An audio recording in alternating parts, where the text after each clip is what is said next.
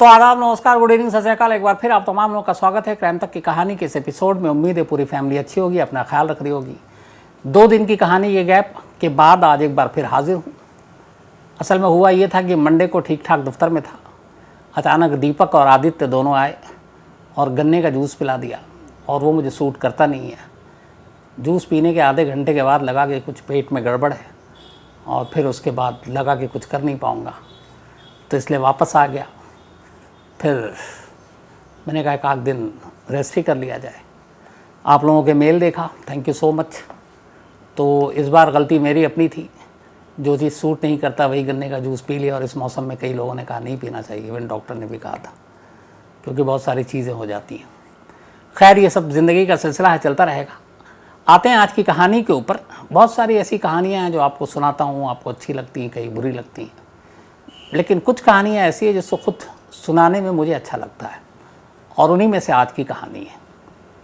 एक चोरी कहें या डकैती कहें, एक ऐसी कहानी है ये जिसकी साजिश से लेकर जिसका अंजाम तक हर मोड़ पे कुछ ना कुछ नया है। इस कहानी ने पंजाब पुलिस का भी सर चकरा दिया था। कहते हैं कि वो जुर्म सबसे पेचीदा जुर्म होता है जो फर्स्ट टाइमर करते हैं, मतलब जिनका कोई क्रिमिनल रिकॉर्ड नहीं, पुलिस में उनका कोई नाम नहीं, किसी पुराने क्राइम में उनका कोई कभी नाम आया नहीं। तो ऐसे फर्स्ट टाइमर जो पहली बार जुर्म करते हैं, उन तक पहुंचना, उन्हें ढूंढना, उन्हें पकड़ना, किसी भी पुलिस अफसर से आप पूछिए, कहते हैं सबसे मुश्किल काम है। क्योंकि जिनका क्रिमिनल रिकॉर्ड है, ये कोई ख़ास पैटर्न पे क्राइम करते हैं, उन तक पहुंचना पुराने केसेस से हिस्ट्री निकाल कर आसान होता है, लेकिन नए मुजरिमों की नई जुर्म को पकड़ना वाकई एक चैलेंजिंग काम होता है। कहानी लुधियाना के पास रहने वाली मोना की है। मोना का वैसे पूरा नाम मनदीप कौर है।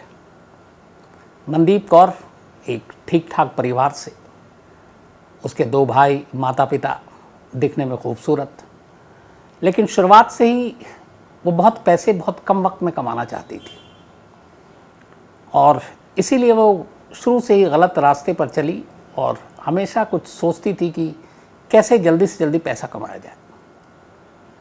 थोड़ा वक्त बीता, इसी दौरान एक लड़के के खिलाफ उसने यौन शोषण यानी रेप का इल्ज़ाम लगाया। अब इसके बाद पुलिस ने उस लड़के को पकड़ा, मामला कोर्ट में गया। अब मोना का कोर्ट आना जाना शुरू हो गया। वो लगातार लुधियाना के कोर्ट जाती, पेशी पर फिर आती। अब आपको मालूम है कि एक बार कोर्ट में पेशी पे जाने में आराम से आपका आधा दिन निकल जाता है। तो लगभग कई महीनों तक वो कई घंटे अदालत के अंदर बिताती। अदालत में आने जाने के दौरान उसकी बहुत सारी वकीलों से दोस्ती हुई। उसने अदालती कामकाज को समझा, लोगों से मिली जुली, हर तरह के क्रिमिनल से उसका सामना हुआ। उसी अदालत परिसर में कोर्ट के एक ATM मशीन भी हुआ करती थी, वकीलों के लिए, अदालत में जो लोग काम करते हैं उनके लिए। तो उस ATM मशीन में अक्सर जो वैन है, कैश डिलीवरी वाली वैन, CMS कंपनी जिसको सिक्योरिटी का जिम्मा दिया गया था, वो वैन वहाँ आती और उसमें ATM में पैसे डालती। जो वैन में पैसे डालने के लिए वहाँ आता, CMS कंपनी का एक मुलाजिम, उसका नाम था मनजिंदर सिंह। उसे प्यार से और मनी भी लोग कहते थे, मतलब पैसे का काम भी करता था और उसका एलियस भी मनी। तो वो अक्सर कोर्ट आता और उसी ATM मशीन में पैसे डालता। कई बार मोना को भी पैसे की ज़रूरत हुई, उसी ने ATM मशीन का इस्तेमाल किया। अब चूंकि कोर्ट आना जाना लगातार था, घंटों बिताती, तो कई बार उसने देखा कि एक गाड़ी आती है, वैन, उससे पैसे ATM में डलते हैं, और उसमें एक शख्स है जिसका नाम है मनी। शुरुआती बातचीत हुई, फिर दोनों में दोस्ती हो गई। अब धीरे धीरे मनजिंदर जो है, यानी कि मोना, वो अब पूछताछ करने लगी कि ये बताओ कि ये पैसे कैसे डलते हैं, कहाँ से आते हैं, क्या करते हैं। चूँकि दोस्ती सी सब चल रही थी। इधर लगातार कोर्ट में आने जाने की वजह से अब ये हो गया कि मोना के पूरे घर वाले, मोहल्ले वाले, वो सब पूछते थे कि आपकी बेटी क्या करती है। तो उसे वकालत के बारे में इतनी जानकारी हो गई थी कि वो सबको यही बताती थी कि मैं एक वकील हूँ, लॉयर हूँ। अब हर एक को यही जानता था कि मोना एक वकील है। कोर्ट आना जाना है, इधर ATM मशीन का वो मुलाजिम मनी भी आ रहा है। अब दोनों में दोस्ती हो गई, बातचीत चल रही है। इसी दौरान, इसी फरवरी में एक शख्स से उसकी मुलाकात होती है जिसका नाम है जसविंदर सिंह, मोना की। जसविंदर सिंह किसी बार में एक मॉकटेल बनाने का काम करता था। दोनों की मुलाकात हुई, मुलाकात दोस्ती में बदली, दोस्ती प्यार में, और दोनों ने फरवरी में शादी कर ली। अब मोना और जसविंदर ये दोनों पति पत्नी, इधर कोर्ट में वो रेप वाला केस चल रहा है, वो लगातार कोर्ट में आ रही है, इधर एटीएम मशीन से पैसे लगातार कोर्ट में आ रहे हैं, और उस चक्कर में मनी से मुलाकात हो रही है। अब उसने मनी से पूरे एटीएम सिस्टम के बारे में जानकारी लेनी शुरू की। हर छोटी छोटी चीज़ जब पूछना शुरू किया तो एक दिन मनी ने मजाक में कहा कि तू इतनी जानकारी ले रही, क्या तुझे बैंक लूटने का इरादा है? तो उसने कहा बहुत मुमकिन है, हो सकता है लूट लूँ। उसे लगा मजाक है, लेकिन मोना का ये मजाक नहीं था। अब उसके दिमाग में कुछ और चल रहा था। उसने पता किया कि एटीएम मशीन में जो पैसे आते हैं सीएमएस की गाड़ी से, उस सीएमएस की गाड़ी में पैसे कहाँ रखे जाते हैं, वो कौन सी जगह है, और वहाँ पे कितने पैसे होते हैं। अब आपको पता है कि जितने भी आपके शहर इलाके में जो एटीएम मशीन होती है, वहाँ अलग अलग, कहीं पर डे आती है, कहीं 2 दिन में, 3 दिन में।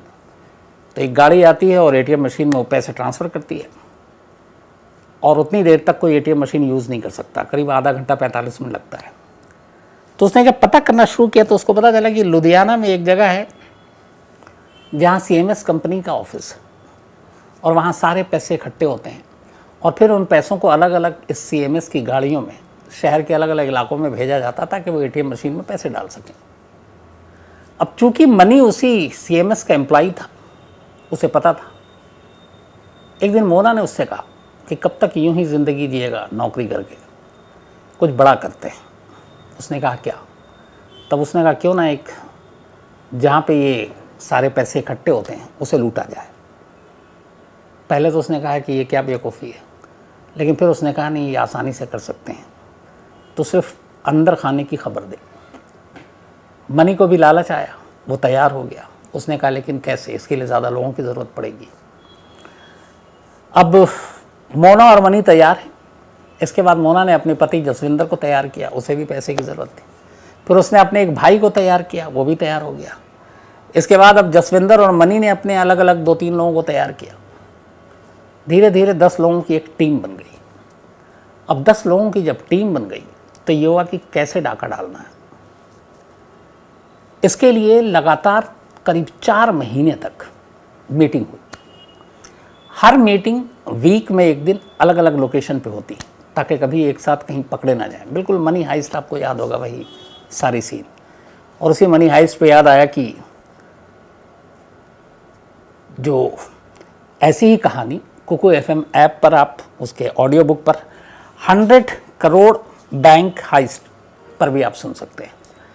कुकू एफएम पर है कैसे 100 करोड़ रुपए की एक चोरी हुई, और उस चोरी का मास्टरमाइंड कौन, किस तरीके से इस पूरी रॉबरी को अंजाम दिया गया, तो इसमें जो मास्टरमाइंड के पीछे किसका हाथ था, ये सारी इंटरेस्टिंग चीज़ें आप कुकू एफएम ऐप के audio book 100 crore bank heist, देश की शायद सबसे बड़ी चोरी है, उसको आप सुन सकते हैं कुकू एफएम ऐप बुक जाकर। तो कुकू एफएम देश का बेस्ट ऑडियो शो प्लेटफॉर्म है। 15 लाख से ज़्यादा इसके एक्टिव हिंदी पेड सब्सक्राइबर हैं। कुकू एफएम हर महीने 4200 घंटे के कंटेंट्स के साथ सामने आता है, और इस पर 10,000 से ज़्यादा ऑडियो बुक हैं, जिसे आप कभी भी, कहीं भी, किसी भी ज़ुबान में सुन सकते हैं, ख़ासतौर पर हिंदी में। इसमें biography, business, crime, entertainment, politics, तमाम बुक हैं। और क्राइम तक फैमिली के लिए ख़ास ऑफ़र है कुकू एफएम ऐप की तरफ से, और वो ऑफ़र है इस बार 50% डिस्काउंट। तो यानी आप पहले महीने के लिए सिर्फ 49 रुपीज़ में सब्सक्रिप्शन हासिल कर सकते हैं, और 10,000 से भी ज़्यादा जो ऑडियो बुक का ख़जाना जहाँ चाहें जब चाहें सुन सकते हैं। और डिस्क्रिप्शन में लिंक है, तो लिंक में जाएं और क्राइम तक फैमिली के लिए क्राइम 50 कूपन कोड है, उसका इस्तेमाल करें और 50% डिस्काउंट पाएँ। 99 रुपीज़ का सब्सक्रिप्शन पहले मंथ के लिए सिर्फ 49 रुपीज़ में। तो अब यहाँ 10 लोगों की टीम बनी, मीटिंग शुरू हुई। मीटिंग अलग अलग जगहों पर, अब छोटी से छोटी डिटेल मीटिंग के दौरान शेयर की जाती। एडवांटेज ये था मोना को कि एक बंदा उसी सीएमएस की कंपनी में काम करता है, यानी मनी। तो जब सारी चीज़ें हो गई, कैसे चोरी करनी है, कितने लोग होंगे, 2-5-5 की टीम को 2 ग्रुप में बांटा जाएगा। लेकिन उस दिन चोरी की जाए जिस दिन उस कंपनी में, जहाँ से ये सारे पैसे अलग अलग गाड़ियों में डिस्ट्रीब्यूट होते हैं, सबसे ज़्यादा पैसे तब जो डिटेल निकल कर आई वो ये कि आमतौर पर सैटरडे और संडे ये वो दिन होते हैं जब एटीएम मशीन में पैसे नहीं डाले जाते। एटीएम मशीन में पैसे डाले जाते हैं फ्राइडे को सबसे ज़्यादा, आम दिनों के मुकाबले, मंडे, ट्यूसडे, वेडनेसडे, थर्सडे के मुकाबले। क्यों? क्योंकि सैटरडे संडे मालूम है कि अब 2 दिन तो डालने आएंगे नहीं, तो जितने भी सैटरडे संडे भी लोग निकालें उसके हिसाब से आप फ्राइडे को डाल दो, तो उस हिसाब से पैसे ज़्यादा होते हैं फ्राइडे को। तो ये तय हुआ कि रॉबरी फ्राइडे की नाइट को करेंगे, थर्सडे और फ्राइडे की नाइट। अब सिर्फ इंतज़ार था कि कब सबसे ज़्यादा पैसे हों, जिस दिन मनी इशारा करेगा उस दिन चोरी होगी। अच्छा, जब भी ये लोग मीटिंग करते तो सब कुछ ये होता कि अगर ये चोरी कामयाब हो गई तो सब उसी वक्त पैसे बंटवारे होंगे, सब अलग अलग जाएंगे और जो पहला काम करेंगे वो सब, कुछ को हरिद्वार जाना था, कुछ को हेमकुंड साहब जाना था, सब मतलब तीर्थ वाली जगह पे जाएंगे ताकि एक तो ऊपर वाले का शुक्रिया अदा करें और साथ ही माफ़ी भी मांगे। दोनों चीज़ें थी कि हमने चोरी किया। मीटिंग हो गई। अचानक एक दिन मनी ने खबर दी कि 9 और 10 जून की रात सबसे आइडियल टाइम है, इसलिए कि उस दिन वहाँ सबसे ज़्यादा पैसे होंगे।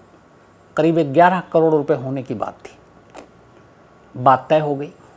अब इसके बाद 10 लोगों की टीम वहाँ पहुँचती है। जाने के बाद 2 अंदर से जाते हैं, 8 पीछे से। और कमाल की बात यह है कि इनमें से एक के पास चाकू के अलावा बाकी किसी के पास हथियार नहीं था। मनी जो कि अंदर की सारी चीज़ें जानता था, वो वहाँ जाकर जितने भी सिक्योरिटी डिवाइस थे उन सबको बंद कर देता है, जो सीसीटीवी कैमरे हैं उनको भी बंद कर देता है, और जो गनर और गार्ड थे उसे ये भी पता है कि रात में उस दिन कितने की ड्यूटी है। कम लोग थे तो उन पे ये लोग काबू पा लेते हैं। उन सबको एक अलग रूम में बंद कर देते हैं। फिर वॉल्ट रूम में जाते हैं जहाँ पैसे थे, वहाँ लोग गिन रहे थे पैसे, उनको अलग बंद कर देते हैं। फिर उन सारे पैसों को 3 बैग में भरते हैं और भरने के बाद वहीं की एक CMS वैन उसको उठाते हैं और उसके बाद उसमें सवार होते हैं। ये लोग रात करीब 2 बजे के आसपास पहुँचे और सिर्फ 1 घंटे के अंदर सारा कुछ कर डाला। पैसे लेकर अब 10 लोग वहाँ से निकल लेते हैं। इन्हें अभी ये भी पता नहीं कि इन्होंने कितने पैसे लूटे। 2 बजे एंटर किए, 3 के आसपास निकल गए, लेकिन पुलिस के पास खबर जाती है सुबह 7 बजे, क्योंकि अगले 3-4 घंटे एक तो वो बंद, फिर उन्हें पता भी नहीं। जब मॉर्निंग में बाकी लोग आते हैं फिर उनके मेन बॉस को फ़ोन किया जाता है, भगदड़ मच जाती है, सब लोग आते हैं। अब पुलिस को बताया जाता है, पुलिस के भी हाथ पैर फूल गए। शुरू में कहा गया 4 करोड़, फिर कहा गया 5 करोड़, फिर 6 करोड़। आखिर में उस 10 तारीख की शाम तक गिनते गिनते पता चला कि टोटल 8 करोड़ एंड 49 लाख, यानी कि 8.5 करोड़ रुपए के करीब लूट कर ले गए CMS के उस ऑफिस से। अब इतनी बड़ी रकम, शहर के कमिश्नर की भी हवा ख़राब। वो खुद मौके पर पहुँचे, जांच हुई, वहाँ देखा तो पता चला कि यहाँ तो सिक्योरिटी सिस्टम ही नहीं है। जहाँ पे इतने करोड़ों रुपए रखे हों तो वहाँ कुछ तो इंतज़ाम हो। इंतज़ाम के नाम पे लचर। गुस्सा भी आया पुलिस वालों को, लेकिन पहले तो ये था कि चोर को पकड़े। अब तफ्तीश शुरू हुई। सबसे पहले पुलिस ने उस रात उस एरिया के जो जितने भी सेलफोन एक्टिव थे, ताकि बाहर के कुछ लोगों के नंबर हों तो पकड़ में आसानी आ जाए, उनको ढूंढे। हैरत की बात यह थी कि उस रात जितने भी कॉल डिटेल खंगाले गए, कोई भी सस्पिशियस नंबर नहीं आया। उसकी वजह ये थी कि इन 10 के 10 ने पहले से तय कर रखा था कि कोई भी फ़ोन यूज़ नहीं करेगा। अब इनका फ़ोन यूज़ हुआ नहीं, पुलिस तलाशी इधर उधर ले रही। नेक्स्ट डे मॉर्निंग में लुधियाना से बाहर एक जगह पर इनको CMS की वो वैन लावारिस पड़ी मिलती है, अंदर कोई पैसे नहीं। अब उस वैन जहाँ पे मिली वहाँ पे पुलिस ने फिर वहाँ के भी सारे कॉल डिटेल खंगालने शुरू किए कि यहाँ पे कौन कौन से फ़ोन एक्टिव थे, और वहाँ से एक नंबर मिला। उस नंबर के थ्रू पुलिस वहाँ से थोड़ी दूर एक गांव में पहुँची। जिसका वो नंबर था उसके घर पे दबिश डाली। उस बंदे से पूछताछ हुई, उसको पकड़ा, उसके पास से कुछ पैसे भी मिले, लेकिन आगे वो कुछ बता नहीं रहा और उसे कुछ कह रहा मुझे पता नहीं है, मुझे तो किसी और ने काम दिया था। उसकी निशानदेही पे 2 और को पकड़ा गया, उसके पास से भी पैसे मिले, लेकिन असली कौन है और बाकी इनके पास से उतने पैसे नहीं मिले, बाकी रकम कहाँ है, पुलिस अंधेरे में। सारी टीम लगा दी गई। इसी दौरान में हुआ ये कि इस बैंक रॉबरी के 48 घंटे के अंदर अंदर पुलिस ऐसे क्राइम के बाद सोशल मीडिया पे भी बहुत नज़र रखती है। एक जगह एक सोशल मीडिया में पुलिस ने देखा कि एक नौजवान 500 की गड्डी के साथ रील बना रहा और उसको उसने पोस्ट कर दिया। करीब 8.5 करोड़ की रॉबरी हुई है। उसके 48 घंटे के अंदर एक लड़का रील बना रहा है, वो भी 500 के नोटों की गड्डियों के साथ। पुलिस को लगा ये मामला क्या है। फिर ये अब तक की तफ्तीश में पुलिस को लग गया था कि बिना किसी भेदिए के ये लूट नहीं हो सकती, यानी CMS का कोई एम्प्लॉय शामिल है। अब सारे लोगों को बुलाया गया जिन जिन की ड्यूटी थी, लेकिन उसमें मनी नहीं आया। जब मनी नहीं आया तो फिर कंपनी को भी शक हुआ, पुलिस को इन्फॉर्म किया कि ये बंदा है। अब पुलिस ढूंढते ढूंढते मनी के घर पहुंच गई। मनी के घर पहुंची तो वो मिला। उसने कहा नहीं, मेरी तबीयत ठीक नहीं थी, मैं नहीं आया। लेकिन पुलिस ने अब तलाशी लेनी शुरू की। उसके घर के अलग अलग जगहों से पुलिस को 1 करोड़ रुपये मिले और वो उसी कंपनी के थे। अब ये साबित हो गया। अब पुलिस ने उससे सख्ती से पूछताछ की। फिर उसने बताया और भी पैसे हैं। उसने अपने घर के सेप्टिक टैंक में प्लास्टिक में लपेट कर गड्डियों को फेंक रखा था। जो पहले 3 लड़के पकड़ाए थे उनके घर की नालियों में उन्होंने पैसे प्लास्टिक में लपेट कर फेंक रखा था। पुलिस वालों को बेचारे सीवर और सेप्टिक टैंक में उतरना पड़ा। नोटों को निकाल कर धो कर सुखाते हुए तस्वीरें हैं।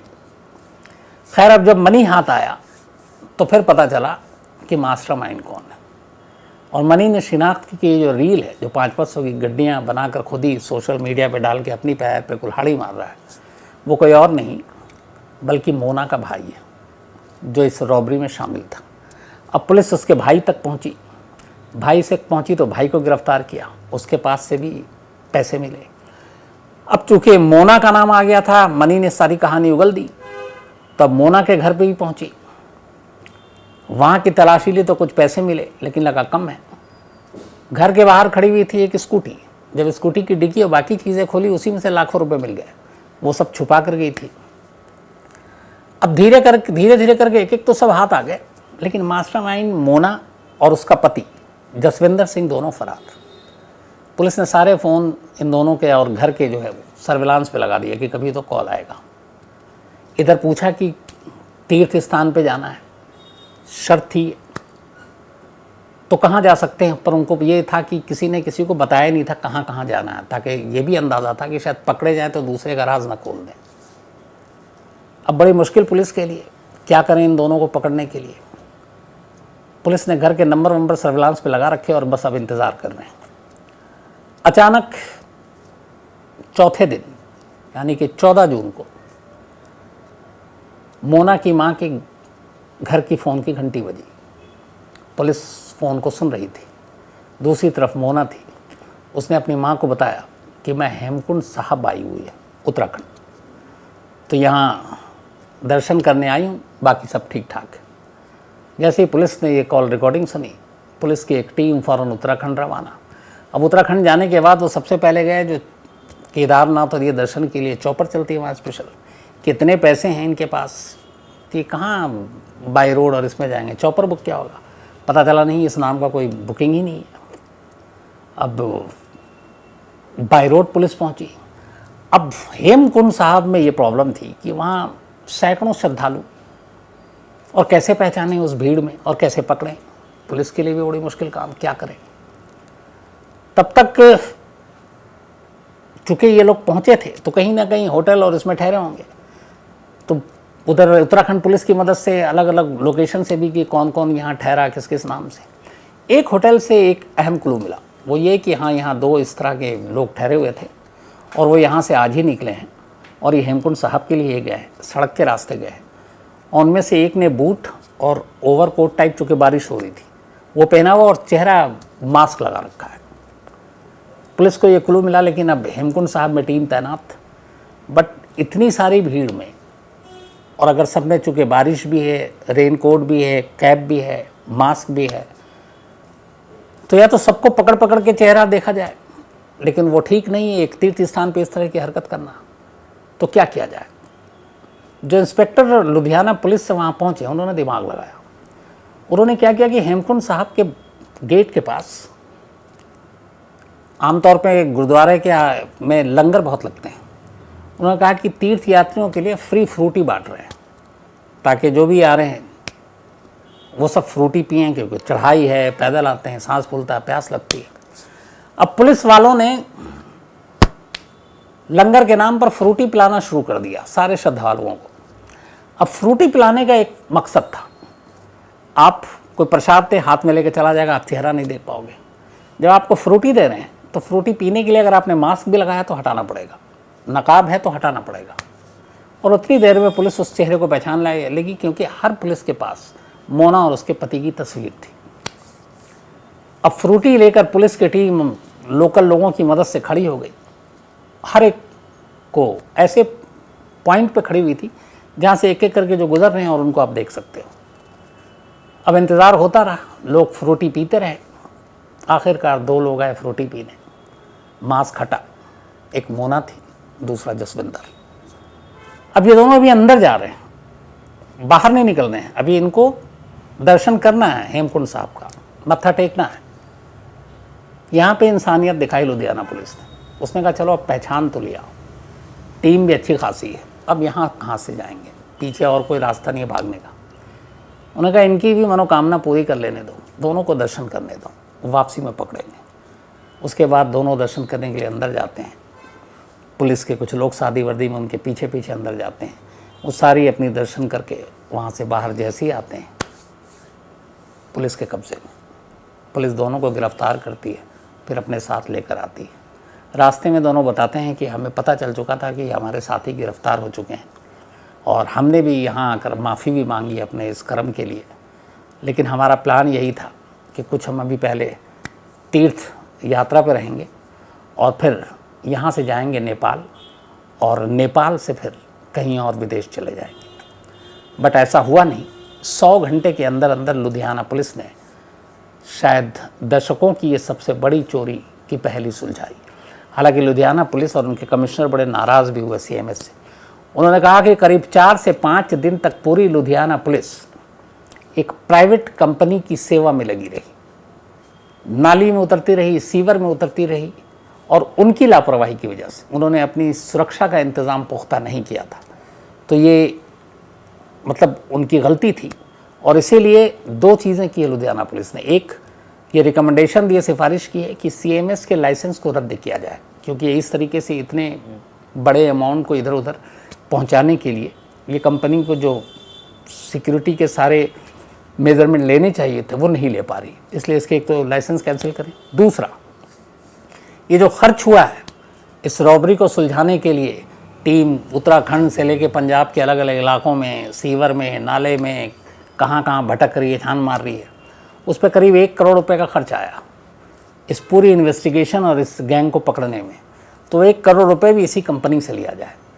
उसमें पुलिस वालों की वेतन भी शामिल है, गाड़ी का पेट्रोल भी है, खाना भी है, डीए भी है, रहना ठहरना, ये सारी चीज़ें। तो लुधियाना पुलिस के हिसाब से करीब 1 करोड़ रुपए खर्च आ गए। फिर टेक्निकल ये सारी चीज़ें जो सर्विलांस, तो इसलिए 1 करोड़ रुपये उनसे लेने की सिफारिश की है। तीसरा, पंजाब के डीजीपी ने इस हाल के वक्त की सबसे बड़ी चोरी को 100 घंटे के अंदर अंदर सुलझा लेने के लिए इस टीम में शामिल जितने भी पुलिस वाले थे उन सबको 10 लाख रुपए देने का भी ऐलान किया है। और ये जो मोना है, मनदीप कौर उर्फ मोना, ये फ़िलहाल पंजाब में डाकू हसीना के नाम से भी मशहूर है और पुलिस के हिसाब से ये इसकी दूसरी शादी थी जसविंदर से, और जसविंदर से भी इसने यही कहकर शादी की थी कि वो एक वकील है। हालांकि उसका पति भी इस चोरी में क्यों शामिल हुआ मालूम नहीं, लालच शायद इसकी एक वजह हो सकती है, लेकिन उसने उससे भी यही कहा। तो कुल मिलाकर पति, पत्नी, भाई और वो जो मनी बैंक में मनी के नाम पे काम कर रहा था वो भी, और बाकी जितने लोग हैं लगभग सब अरेस्ट हो चुके हैं, 2 को छोड़कर। उनमें से एक की खबर है कि वो शायद दुबई भाग गया है। और 8.49 करोड़ रुपीज़ में से अब तक करीब 6 करोड़ रुपए पंजाब पुलिस ने बरामद कर लिए हैं। यानी कि अभी भी 1.5 करोड़ रुपए बरामद होना बाकी है, जो शायद 2 लोग भागे हुए हैं उनके पास से मिल जाए, क्योंकि इन्होंने ये एक चीज़ तय किया था कि जब ये रॉबरी कामयाब होगी तो पैसे का बंटवारा उसी वक्त होगा और सब अपने अपने रास्ते जाएंगे, कोई एक दूसरे से कांटेक्ट नहीं करेगा।